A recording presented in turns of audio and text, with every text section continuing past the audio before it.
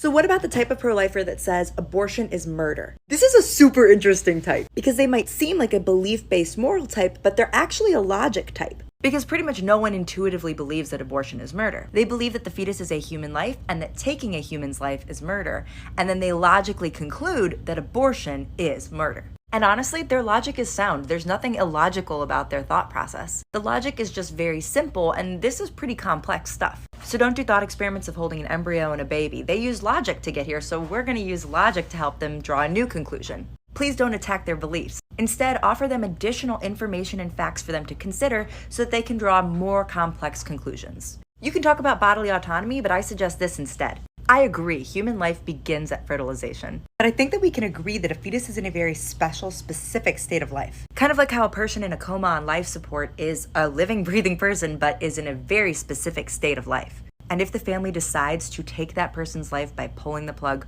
we don't as a society consider that murder. We consider that a difficult decision, and that's why we leave it up to the next of kin family member to make a choice based off of what they think is the most humane thing for that person. In specific states of life like this, where people can't necessarily choose for themselves, we don't let the federal or state government decide, we don't let the doctors decide, we trust that choice to the next of kin family member, and we don't consider it murder.